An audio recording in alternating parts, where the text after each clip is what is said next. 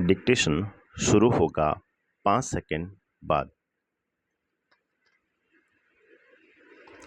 त्रिलोचन मूल नाम वासुदेव सिंह, जन्म सन 1917, चिरानी पट्टी, जिला सुल्तानपुर, उत्तर प्रदेश। प्रमुख रचनाएं: धरती, गुलाब और बुलबुल, दिगंत ताप के ताए हुए दिन, शब्द, उस जनपद का कवि हूँ, अरगान, तुम्हें सौंपता हूँ, चैती, अमोला, मेरा घर, जीने की कला, देश काल, रोजना मचा, काव्य और अर्थबोध, मुक्तिबोध की कविताएं, हिंदी के अनेक कोशों के निर्माण में महत्वपूर्ण योगदान। प्रमुख सम्मान: साहित्य अकादमी शलाका सम्मान, महात्मा गांधी पुरस्कार, उत्तर प्रदेश, निधन सन 2007। हिंदी साहित्य में त्रिलोचन प्रगतिशील काव्य धारा के प्रमुख कवि के रूप में प्रतिष्ठित हैं। विराम।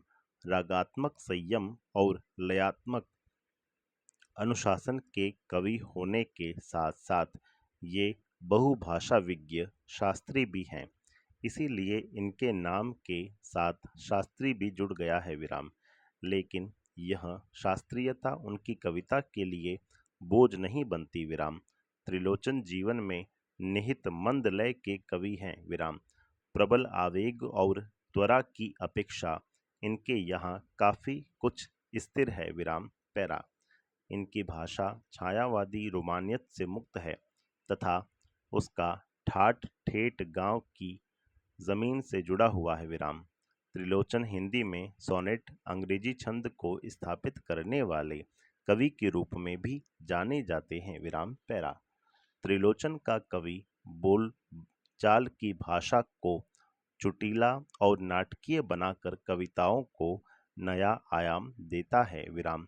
कविता की प्रस्तुति का अंदाज कुछ ऐसा है कि वस्तु और रूप की प्रस्तुति का भेद नहीं रहता। विराम।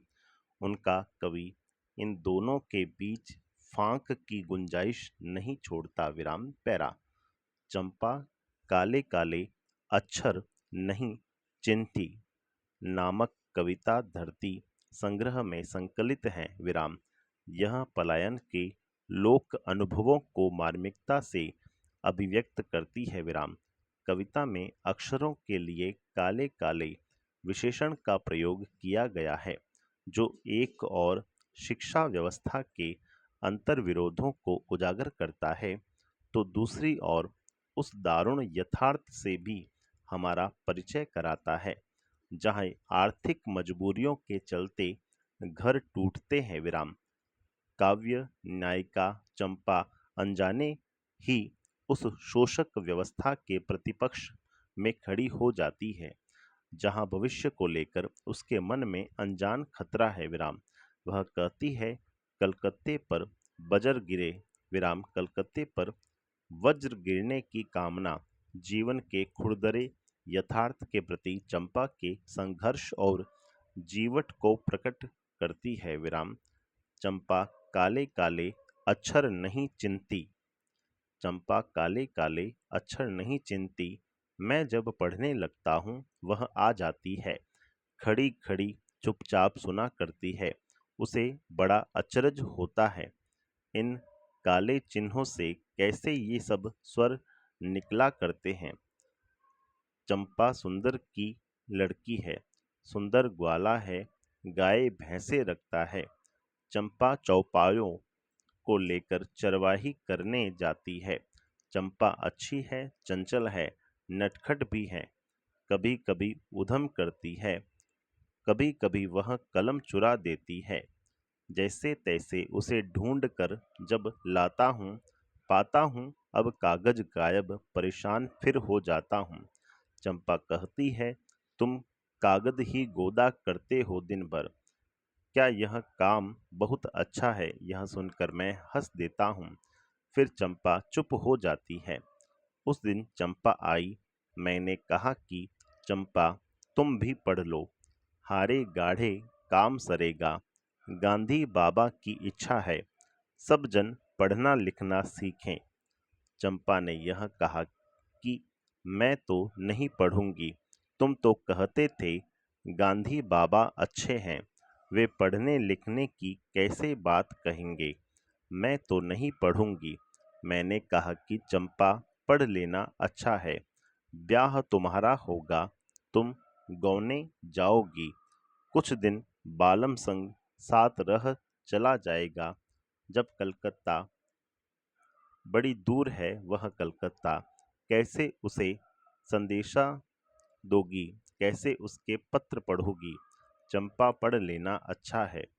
चंपा बोली, तुम कितने झूठे हो। देखा, हाय राम, तुम पढ़ लिख कर इतने झूठे हो। मैं तो ब्याह कभी न करूंगी, और कहीं जो ब्याह हो गया तो मैं अपने बालम को संग साथ रखूंगी। कलकत्ता मैं कभी न जाने दूंगी। कलकत्ते पर बजर गिरे विराम। दुष्यंत कुमार, जन्म सन 1933, राजपुर नवादा गांव, उत्तर प्रदेश।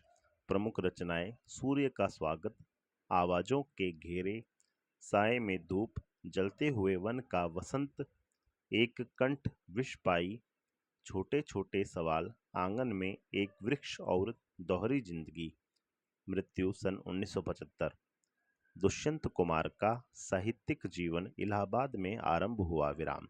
वहां की साहित्यिक संस्था परिमल की गोष्ठियों में वे सक्रिय रूप से भाग लेते रहे और नए पत्ते जैसे महत्वपूर्ण पत्र के साथ भी जुड़े रहे विराम। आजीविका के लिए आकाशवाणी और बाद में मध्य प्रदेश के छोटे राजभाषा विभाग में काम किया विराम। अल्पायु में ही उनका देहावसान हो गया, किंतु इस छोटे जीवन की साहित्यिक उपलब्धियां कुछ छोटी नहीं है विराम। गजल की विधा को हिंदी में प्रतिष्ठित करने का श्रेय अकेले दुष्यंत को ही जाता है विराम। उनके कई शेर साहित्यिक एवं राजनीतिक जमावड़ों में लोकोक्तियों की तरह दोहराए जाते हैं विराम। साहित्यिक गुणवत्ता से समझौता न करते हुए भी दुष्यंत ने लोकप्रियता के नए प्रतिमान कायम किए हैं विराम। एक कंठ विष पाई शीर्षक गीति नाट्य हिंदी साहित्य की एक महत्वपूर्ण एवं बहुप्रशंसित कृति है विराम। पैरा, यहाँ दुष्यंत की जो गजल दी गई है वह उनके गजल संग्रह साए में धूप से ली गई है विराम। गजलों में शीर्षक देने का कोई चलन नहीं है, इसीलिए यहाँ कोई शीर्षक नहीं दिया जा रहा है विराम। गजल एक ऐसी विधा है जिसमें सभी शेर अपने आप में मुकम्मिल और स्वतंत्र होते हैं विराम। उन्हें किसी क्रम व्यवस्था के तहत पढ़े जाने की दरकार नहीं रहती विराम। इसके बावजूद दो चीजें ऐसी हैं जो इन शेरों को आपस में घुत कर एक रचना की शक्ल देती है। एक, रूप के स्तर पर तुक का निर्वाह, और दो, अंतर्वस्तु के स्तर पर मिजाज का निर्वाह विराम। जैसा कि आप देखेंगे, जहां पहले शेर की दोनों पंक्तियों का तुक मिलता है और उसके बाद सभी शेरों की दूसरी पंक्ति में उस तुक का निर्वाह होता है विराम। आमतौर पर गजल के शेरों में केंद्रीय भाव का होना जरूरी नहीं है, लेकिन यहाँ पूरी गजल एक खास मनस्थिति में लिखी गई जान पड़ती है विराम। राजनीति और समाज में जो कुछ चल रहा है उसे खारिज करने और विकल्प की तलाश को उस मान्यता देने का भाव एक तरह से इस गजल का केंद्रीय सूत्र बन गया है विराम। इस प्रकार दुष्यंत की यह गजल हिंदी गजल का सुंदर नमूना प्रस्तुत करती है। गजल, कहाँ तो तय था चिरागा हर एक घर के लिए, कहाँ चिराग मयस्सर नहीं शहर के लिए। यहाँ दरख्तों के साए में धूप लगती है, चलो यहाँ से चले और उम्र भर के लिए। न हो कमीज तो पाँवों से पेट ढक लेंगे, ये लोग कितने मुनासिब हैं इस सफ़र के लिए। खुदा नहीं न सही आदमी का ख्वाब सही, कोई हसीन नज़ारा तो है नज़र के लिए।